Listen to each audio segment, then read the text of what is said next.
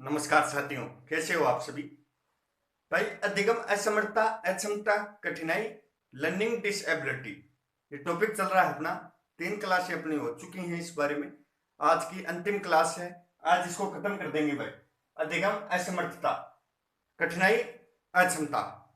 देखिए, अपन बहुत ही विस्तार पूर्वक से और बहुत ही सही तरीके से लेकर चल रहे हैं। ज्यादा मैटर भी नहीं लिखवा रहे हैं। भाई, क्या होता है, कई कई विद्यार्थी ऐसे समझ लेते हैं भाई ज्यादा मैटर लिखवाते हैं ये ज्ञानी है। ज्यादा मैटर लिखवाने से ज्ञान तो नहीं। भाई, पोथी पढ़ पढ़ जग बया, पंडित बया न कोई, ढाई आखर प्रेम के पढ़े सो पंडित होए। तो ढाई आखर अपन को प्रेम के तो नहीं पढ़ने, लेकिन ढाई आखर सही तरीके से अपन को पढ़ने हैं, जिससे कि अपना सिलेबस भी कवर हो जाए और बढ़िया तरीके से एग्जाम भी फाइट हो जाए। तो अधिगम, असमर्थता, कठिनाई के बारे में अपन ने पहले वीडियो में बात की। उसके बाद में दूसरे वीडियो में अपन ने पठन विकृति की बात की, फिर लेखन विकृति की बात की, और आज अपन गणितीय विकृति की बात करेंगे भाई। पठन विकृति की और लेखन विकृति की अपन ने बात कर ली। अब गणित विकृति की बात करते हैं। देखो, गणित विकृति में जो सबसे ज्यादा पूछा जाता है वो पूछा जाता है डिसकैलकुलिया। भाई, डिसकैलकुलिया क्या है ये पूछा जाता है। तो ये एक गणितीय विकृति है भाई। सबसे ज्यादा प्रश्न पूछा जाता है डिसकैलकुलिया। डिसकैलकुलिया क्या है? तो ये एक गणितीय विकृति है। गणितीय विकृति है डिसकैलकुलिया। इसको देखो, दूसरा नाम भी है इसका, न्यूमेलेक्सिया। न्यूमेलेक्सिया, इसका दूसरा नाम क्या है? न्यूमेलेक्सिया। देखो, डिसकैलकुलिया भी बोलते हैं और न्यूमेलेक्सिया भी इसको बोलते हैं। इसी का दूसरा नाम है। अब देखो, इसमें विद्यार्थी क्या करता है, क्या लक्षण होते हैं। बच्चा चेहरा व नाम नहीं पहचान पाता।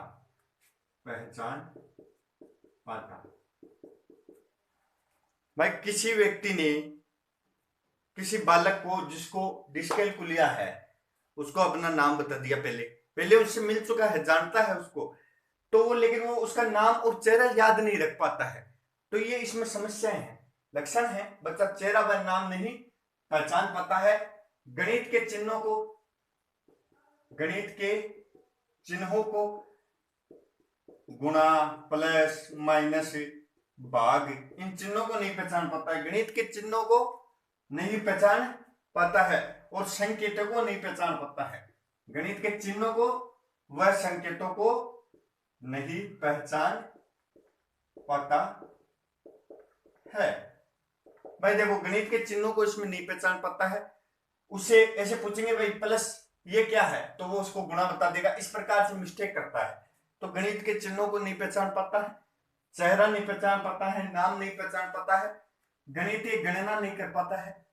गणितीय गणना नहीं कर पाता है।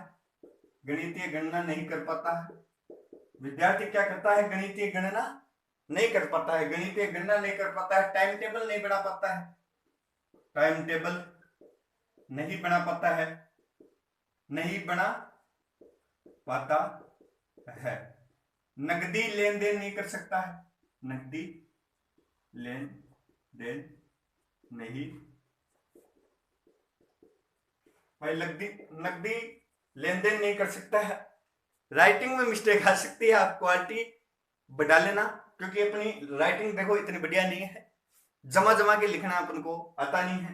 तो टाइम टेबल नहीं बना पाता, नकदी लेन देन नहीं कर सकता है, ये इसकी कमियां है। देखो, गणितीय गणना और दिशा संबंधी, देखो मेन बात ये है, दिशा संबंधी कठिनाई होती है। उसको कठिनाई होती है, मतलब दिशा को समझ नहीं पाता है। जैसे अपन बताएंगे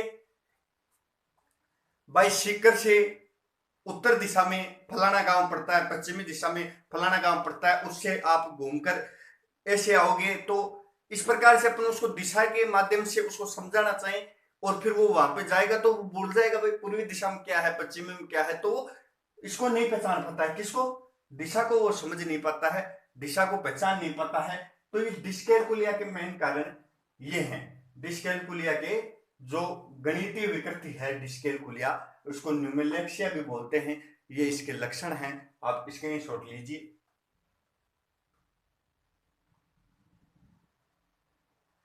देखो हमारे बीच में डिस्कैलकुलिया के 3 प्रकार आते हैं। डिस्कैलकुलिया गणितीय विकृति है हमारे बीच में, इसके 3 प्रकार है, बहुत से प्रकार हैं, लेकिन जो मेन है मैंने पहले भी बताया था, पोथी बटबट जगबया। तो जो मेन है उनके बारे में चर्चा करेंगे। तो इसके कितने प्रकार आते हैं? 3 प्रकार आते हैं डिस्कैलकुलिया के। वैसे तो अधिकतर डिस्कैलकुलिया के बारे में पूछा जाता है, प्रकार को नहीं पूछा जाता है, लेकिन फिर भी बता देते हैं। 3 प्रकार है। पहला है लेक्सिकल, दूसरा है अपना ग्राफिकल, और तीसरा है अपना वर्बल। क्या है? वर्बल। लेक्सिकल और ग्राफिकल और वर्बल में क्या होता है? डिस्लेक्सिया के 3 प्रकार है। लेक्सिकल, अब लेक्सिकल में क्या होता है? पढ़ने व समझने में विद्यार्थी को कठिनाई होती है। पढ़ने व समझने में कठिनाई। अब समझिए भाई, लेक्सिकल में क्या होता है? पढ़ने व समझने में विद्यार्थी को कठिनाई होती है। ग्राफिकल में क्या होता है? बच्चा लिख नहीं पाएगा, गणितीय संकेतों को नहीं लिख पाएगा। ग्राफिकल में क्या होता है? बच्चा गणितीय संकेतों को नहीं लिख पाएगा,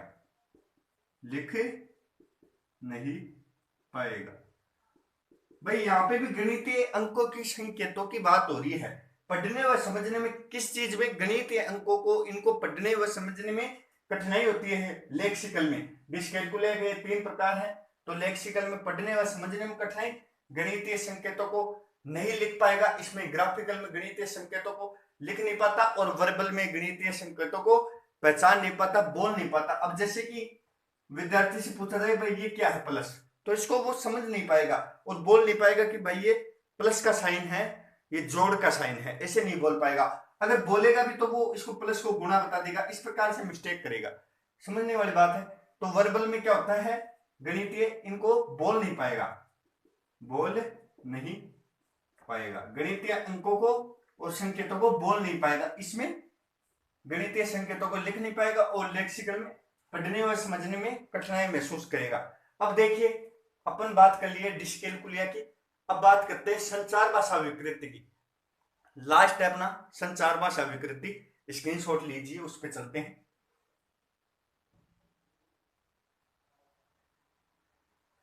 भाई संचार भाषा विकृति की बात करते हैं। अब अपना अधिगम असमर्थता इसके बाद में समाप्त हो जाएगा। तो क्या है संचार भाषा विकृति? तो अपन बात करते हैं संचार भाषा विकृति की। संचार भाषा विकृति की बात करते हैं। देखो इसमें 2 प्रकार मुख्य हैं, 2 प्रकारों के बारे में अपन चर्चा करेंगे। देखो डिस्फेजिया और डिस्फेजिया हो गया अपना, और क्या हो गया? अफेजिया हो गया। अफेजिया, डिस्फेजिया और अफेजिया 2 होते हैं। डिस्फेजिया और अफेजिया, इसमें 2 होते हैं। संचार भाषा के ये 2 हैं मुख्य, डिस्फेजिया और अफेजिया। अब डिस्फेजिया में क्या है? कुछ भी नहीं है। अब जैसे विचारों को अभिव्यक्त नहीं कर पाएगा, विचारों की अभिव्यक्ति विद्यार्थी नहीं कर सकता है, अभिव्यक्ति नहीं कर सकता है। अब उससे जैसे कोई विद्यार्थी है जिसे डिस्फेजिया प्रॉब्लम है, उसको बोले भाई सामने आकर कि आप अपने बारे में या इस स्कूल में जिसमें आप पढ़ते हो इसके बारे में 4 शब्द बोलिए, 4 लाइनें बोलिए, इस प्रकार से आप इसके बारे में 4 लाइनें बोलिए, तो वो इस पैर दूजने लग जाएंगे, हाथ दूजने लग जाएंगे, बिल्कुल नहीं बोल पाएगा, थोड़ा बहुत बोल देगा। तो इस प्रकार से विचारों की अभिव्यक्ति करने में उसको प्रॉब्लम होती है। डिस्फेजिया संचार भाषा विकृति में ये डिस्फेजिया है। इसमें क्या होता है? विचारों की अभिव्यक्ति विद्यार्थी से होती नहीं है। और इसमें क्या होता है? मौखिक भाषा को ग्रहण करने व व्यक्त करने में परेशानी होना, व्यक्त करने में कठिनाई होना। अब देखिए भाई, ये डिस्फेजिया अफेजिया, इसमें क्या होता है? अफेजिया में मौखिक भाषा को ग्रहण करने व व्यक्त करने में विद्यार्थी को परेशानी होगी, मौखिक भाषा को समझ नहीं पाएगा, मैं जो बोल रहा हूं, अगर जिसके या प्रॉब्लम है तो वो उसको समझ नहीं पाएगा और फिर व्यक्त भी नहीं कर सकता है, व्यक्त भी नहीं कर सकता और इसमें भी विचारों की अभिव्यक्ति नहीं कर सकता है। तो संचार भाषा में ये दो हैं। आज अपना ये टॉपिक समाप्त होता है, आप स्क्रीनशॉट लीजिए।